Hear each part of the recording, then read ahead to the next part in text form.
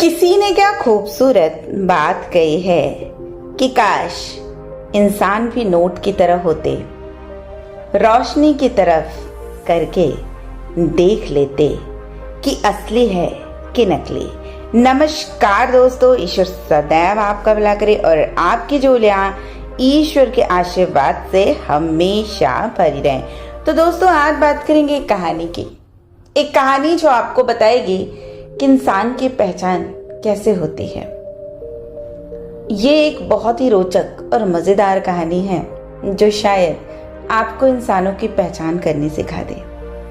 एक बार राजा के दरबार में एक आदमी नौकरी मांगने के लिए गया तो उस व्यक्ति से उसकी काबिलियत पूछी गई तो वो बोला, मैं आदमी हूँ चाहे जानवर, उसकी शक्ल देखकर उसके बारे में बता सकता हूँ।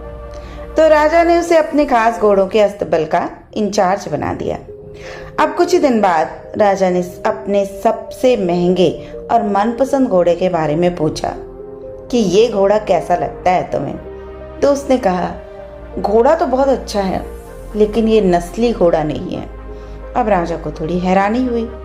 उसने जंगल से घोड़े वाले को बुलाकर पूछा तो उसने बताया, घोड़ा नस्ली तो है पर इसका पैदा होते ही इसकी मां मर गई थी, इसलिए एक गाय का दूध पीकर इसके साथ पला बड़ा है। राजा ने अपने नौकर को बुलाया और पूछा, तुमको कैसे पता चला कि घोड़ा नस्ली नहीं है? तो उसने कहा, जब ये घास खाता है तो गायों की तरह सिर नीचा करके खाता है, जबकि नस्ली घोड़ा घास मुंह में लेकर सर उठा लेता है। अब राजा उसकी काबिलियत से बड़ा खुश हुआ। उसने नौकर के घर अनाज, घी, मुर्गे और ढेर सारी बकरियां बतौर इनाम भिजवा दी। अब उसे रानी के महल में तैनात कर दिया गया। कुछ दिन बाद राजा ने उससे रानी के बारे में राय मांगी तो उसने कहा, तौर तरीके तो रानी जैसे हैं लेकिन पैदाइशी नहीं हैं। अब राजा के पैरों के तले जमीन निकल गई। उसने अपनी सास को बुलाया। सास ने यह कहा कि हकीकत यही है कि आपके पिता ने मेरे पति से हमारी बेटी की पैदाइश पे ही रिश्ता मांग लिया था, लेकिन हमारी बेटी 6 महीने में ही मर गई थी, लिहाजा हमने आपके रजवाड़े से करीबी रखने के लिए किसी और की बच्ची को अपनी बेटी बना लिया था।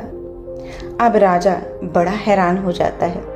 राजा ने फिर अपने नौकर से पूछा कि ये बात तुमको कैसे पता चली?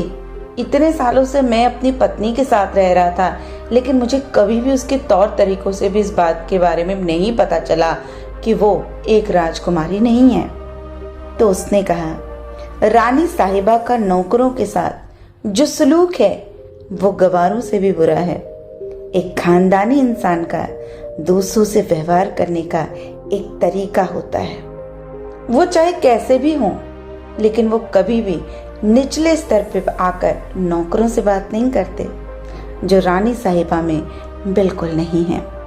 अब राजा उसकी पारखी नजरों से खुश हुआ और उसने फिर से उसे बहुत सारा अनाज, भेड़, बकरियां बतौर इनाम दी।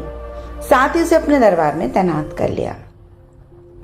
कुछ वक्त गुजरा। राजा ने फिर नौकर को बुलाया और कहा, आज मैं तुमसे अपने बारे में पूछता हूँ कि तुम मेरे बारे में क्या राय रखते हो।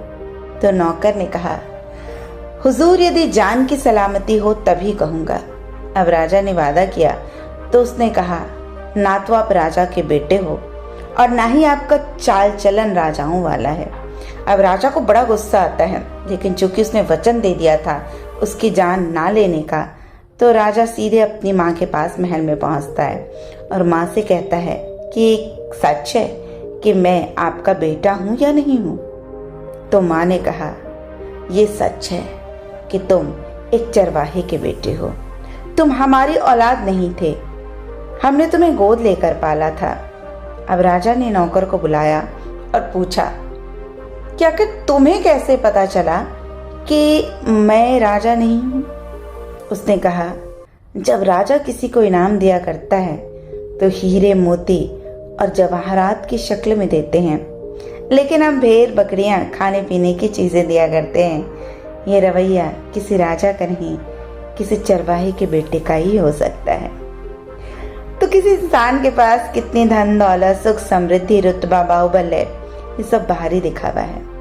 इंसान की असलियत की पहचान उसके व्यवहार और उसकी नीयत से होती है।